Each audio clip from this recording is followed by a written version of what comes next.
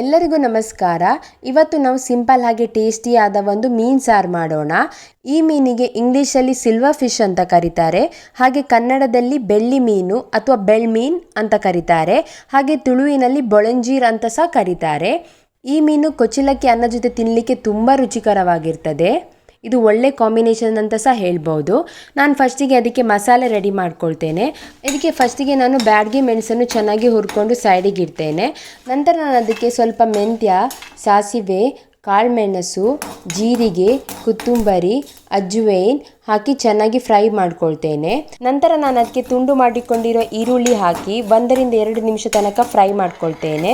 ನಂತರ ನಾನು ಅದಕ್ಕೆ ಬೆಳ್ಳುಳ್ಳಿ, ಹುಣಸೆಹಣ್ಣು, ಅರಿಶಿನ ಹಾಕಿ ಇನ್ನೊಂದು 2 ನಿಮಿಷ ಫ್ರೈ ಮಾಡಿ ಅದನ್ನೊಂದು ಪಾತ್ರೆಗೆ ಹಾಕಿ ಚಪ್ಪೆ ಆಗಲಿಕ್ಕೆ ಸೈಡಿಗೆ ಇಡ್ತೇನೆ. ಅದು ಚಪ್ಪೆ ಆದ ನಂತರ ನಾನು ಅದನ್ನು ಒಂದು ಮಿಕ್ಸರ್ ಜಾರಿಗೆ ಹಾಕ್ಕೊಳ್ತೇನೆ. ಅದರ ಜೊತೆ ನಾನು ಸ್ವಲ್ಪ ಕಾಯಿ ತುರಿ ನೀರನ್ನು ಹಾಕಿ ಚೆನ್ನಾಗಿ ರುಬ್ಕೊಳ್ತೇನೆ.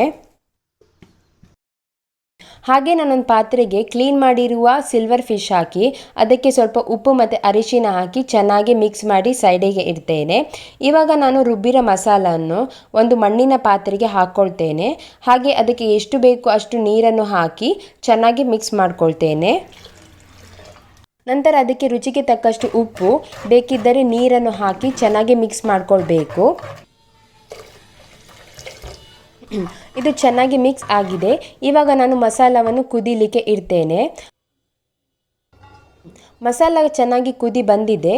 ಇವಾಗ ನಾನು ಅದಕ್ಕೆ ಬೆಳ್ಳಿ ಮೀನನ್ನು ಹಾಕಿ ಚೆನ್ನಾಗಿ ಮಿಕ್ಸ್ ಮಾಡಿಕೊಂಡು ಇನ್ನೊಂದು ಕುದಿ ಬರೋ ತನಕ ಇದನ್ನು ಬೇಯಿಸ್ಕೊಳ್ತೇನೆ.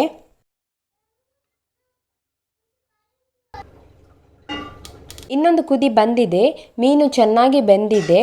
ಇವಾಗ ಸಿಂಪಲ್ ಹಾಗೆ ಟೇಸ್ಟಿಯಾದ ಬೆಳ್ಳಿ ಮೀನು ಸಾರು ರೆಡಿಯಾಗಿದೆ.